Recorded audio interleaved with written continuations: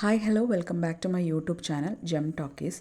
അപ്പം ആദില നൂറയുടെ വിഷയത്തിൽ, ഫൈസൽ മലബാറിൻ്റെ വിഷയത്തിൽ ഞാൻ ഇട്ട വീഡിയോയ്ക്കകത്ത് ഒരുപാട് കമൻസ് വന്നിട്ടുണ്ട്.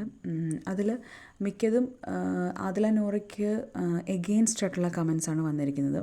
അതിൽ മെയിൻലി പറഞ്ഞിട്ടുള്ള കാര്യം ഷാനവാസിക്കയും അനുമോളോടും ചെയ്തതിൻ്റെ കർമ്മഫലമാണ് ഇവർക്ക് കിട്ടിയിരിക്കുന്നത് എന്നുള്ളതാണ്. പേഴ്സണലി എനിക്ക് ആദിലേനോടോ നൂറയോടോ വലിയ താല്പര്യമില്ല. ബിക്കോസ് അതായത് ഒരു ബിഗ് ബോസ് കാണുന്ന ഒരു വ്യക്തി, നമ്മൾ ഏറ്റവും ഇഷ്ടപ്പെടുന്ന ഒരു വ്യക്തിയെ ബാക്ക് സ്റ്റാബ് ചെയ്യുമ്പോഴും അയാളുടെ കണ്ണുനീര് ഇവർ കാരണമാണെന്ന് ഓർക്കുമ്പോഴും നമുക്ക് ഭയങ്കര ബുദ്ധിമുട്ടാണ്. അത് നമ്മൾ കണ്ടിട്ടുള്ളതാണ്. അപ്പം നമ്മുടെ ഫേവറേറ്റ്സ് ആയിട്ടുള്ള കണ്ടസ്റ്റൻസിനെ ആരെങ്കിലും എതിർത്ത് ഒരു കാരണവും ഇല്ലാതെ എതിർത്ത് സംസാരിക്കുമ്പോൾ നമുക്കത് ഇഷ്ടപ്പെടണം എന്നില്ല. പക്ഷെ കർമ്മഫലമാണോ എന്നൊക്കെ ചോദിച്ചാൽ എനിക്കറിയത്തില്ല അതിനെപ്പറ്റി സംസാരിക്കാനായിട്ട്. പക്ഷേ എപ്പാർട്ട്, അതായത് ഷാനവാസിക്കനെ മാത്രമല്ല അനുമോളെയും ലാസ്റ്റൊക്കെ ആയപ്പോഴത്തേക്കും അനുമോളെ ഒരുപാട് കരയിപ്പിച്ച രണ്ട് വ്യക്തികളാണ് ആദില നൂറയും. നൂറ അത്രയും ഇല്ലെങ്കിൽ കൂടിയും ആദില ഒരുപാട് നീ നുണച്ചിയാടി എന്നൊക്കെ പറഞ്ഞ് ഭയങ്കര ഹറാസ്മെൻറ്റ് നടത്തിയൊരു വ്യക്തിയാണ് ആദില. അപ്പം അനുമോളുടെ ഒരു ലൈവിൽ തന്നെ അനുമോൾക്ക് ഒരുപാട് കമൻസ് ഇങ്ങനെ വന്നപ്പോൾ അനുമോൾ പറഞ്ഞ ഒരു കാര്യമുണ്ട്, എല്ലാവരും എല്ലാം തികഞ്ഞ ആൾക്കാരല്ല എന്നുള്ള ഒരു കാര്യമുണ്ട്.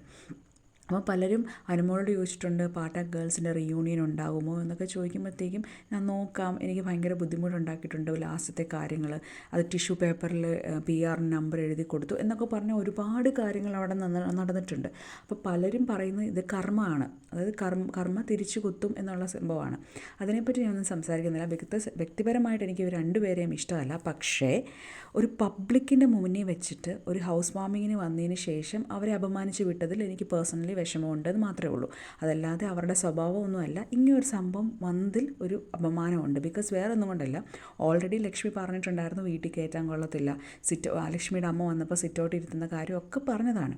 അതിന് ശേഷമാണ് ഇങ്ങനെ നടക്കുന്നത്. അപ്പം 2-3 ദിവസമായിട്ട് അവരുടെ ഒരു വിവരവും ഇല്ല. എന്നുവെച്ചാൽ അവരൊന്നും ആക്റ്റീവ് അല്ല. ചിലപ്പോൾ അവർക്ക് പേഴ്സണലി ഭയങ്കര സങ്കടം തോന്നിയിട്ടുണ്ടാവണം. എനിവേ നമുക്കറിയത്തില്ല. ഞാനിപ്പോൾ ഇവിടെ വന്നത് ഷാനവാസിക്കയുടെയോ അനുമോളുടെയോ കർമ്മ ആണോ ഉള്ളതല്ല. അത് നിങ്ങൾ കമൻറ്റ് ചെയ്യുക, എന്താണ് നിങ്ങൾക്ക് ഉള്ളതെന്നുള്ളതോ ഒന്നുകൊണ്ട് നിങ്ങൾ കമൻറ്റ് ചെയ്യുക. അപ്പം Faisal Malabar second Facebook post ഇട്ടിട്ടുണ്ടായിരുന്നു. അതിലെ കുറച്ച് കാര്യങ്ങൾ സംസാരിക്കാനാണ് ഞാൻ വന്നേക്കുന്നത്. അതായത് ആദില നൂറ വിഷയത്തിൽ എൻ്റെ നിലപാട് വളരെ വ്യക്തമാണ്. കോടതിയും ഗവൺമെൻറ്റും അനുവദിച്ചിട്ടുള്ള അവരുടെ സ്വതന്ത്രവും പൂർണ്ണവുമായി ബഹുമാനിക്കപ്പെടണമെന്നും അവർക്ക് തങ്ങളുടെ ഇഷ്ടപ്രകാരം ജീവിതം നയിക്കാനുള്ള അവകാശം ഉണ്ടാക്കണമെന്ന് ഞാൻ ഹൃദയപൂർവ്വം വിശ്വസിക്കുന്നു.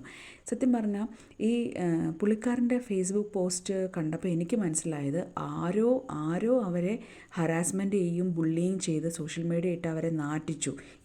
പുള്ളിക്കാരനൊന്നും അറിഞ്ഞിട്ടില്ല.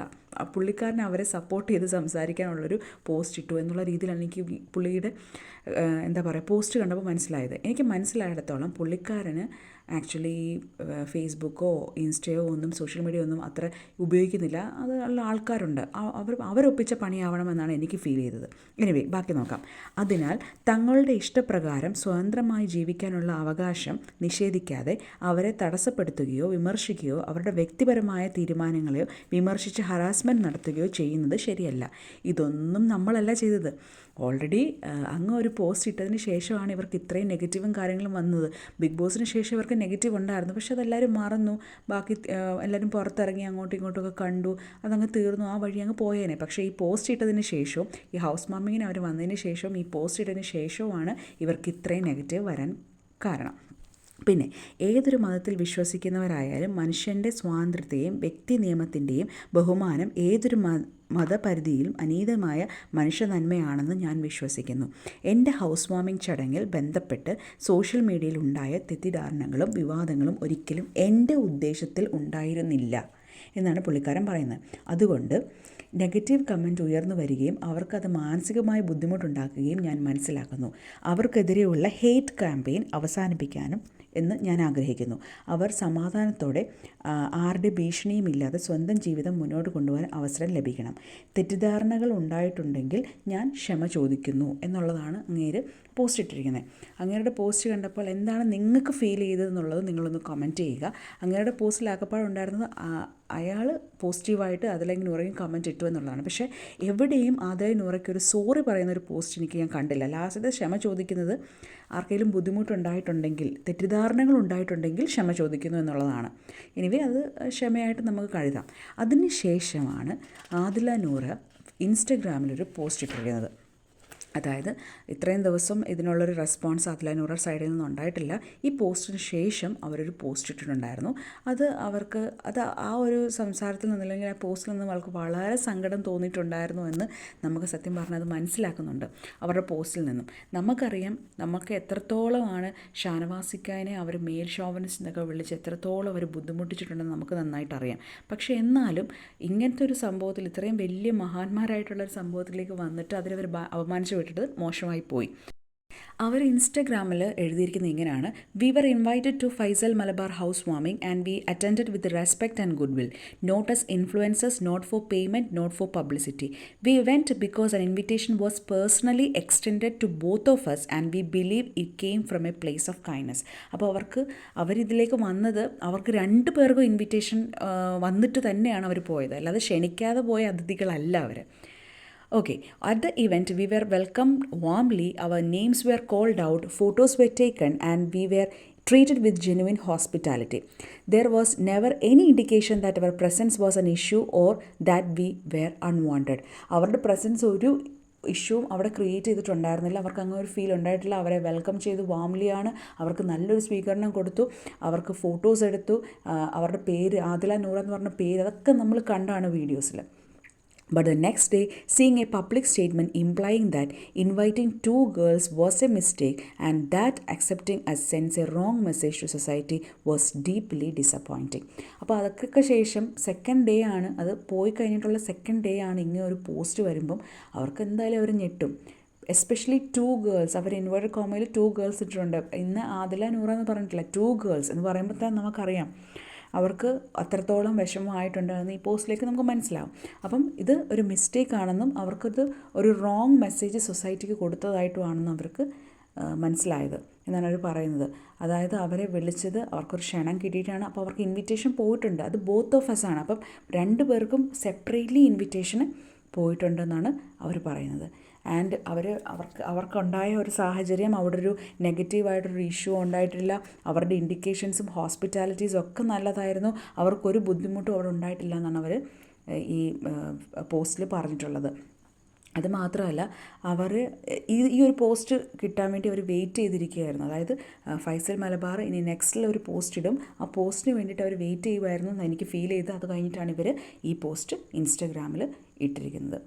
ഓക്കെ, പിന്നീട് അവർ പറഞ്ഞിരിക്കുന്നത്: we want to make one thing very clear, we do not force ourselves to anyone's home, we did not attend uninvited and we did not disrespect any space or any person.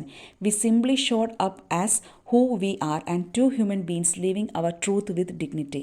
If our existence challenges outdated ideas, then let it.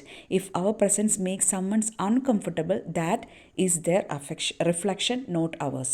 Love is not a moral crime. Living honestly is not a social threat, and no apology is needed for being who we are.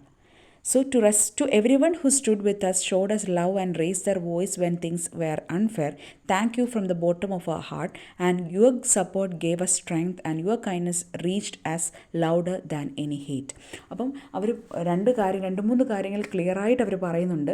ഒന്നെന്ന് പറയുന്നത്, ആരും ഞങ്ങളെ force ചെയ്ത് ഞങ്ങൾ എവിടെയും ഒരു വീട്ടിൽ ഞങ്ങൾ പോയിട്ടില്ല, ഒരു ഇൻവിറ്റേഷനും കിട്ടാതെയല്ല ഞങ്ങൾ ആ പാർട്ടിയിലേക്ക് പോയിട്ടുള്ളത്. ഓൾസോ ഒരു ഡിസ്റെസ്പെക്റ്റും ഞങ്ങൾ കാണിച്ചിട്ടില്ല. ഡിഡ് നോട്ട് ഡിസ്റെസ്പെക്റ്റ് എനിവൺ എന്നാണ് പറഞ്ഞേക്കുന്നത്. പിന്നെ അവർ പറഞ്ഞിരിക്കുന്നത്, the original write-up that heard was taken down and a new message was posted. We appreciate the correction and we hope it reminds everyone of a simple truth. അപ്പം ആദ്യത്തെ സാധനം, അതായത് രാവിലത്തെ post അവരെ വളരെ വിഷമിച്ചു എന്ന് നമുക്ക് എല്ലാവർക്കും മനസ്സിലായി. ആൻഡ് സെക്കൻഡ് പോസ്റ്റിൽ അവർക്ക് കുറച്ച് ഹാപ്പിനെസ് കിട്ടി, അത് കറക്ഷൻ ചെയ്തില്ല. See people as human beings, not through the lens of caste, religion, gender or identity. Humanity and respect should always come first. We will continue to live with love, pride and honesty, and we hope the world continues to show kindness over discrimination. Noora and Adila.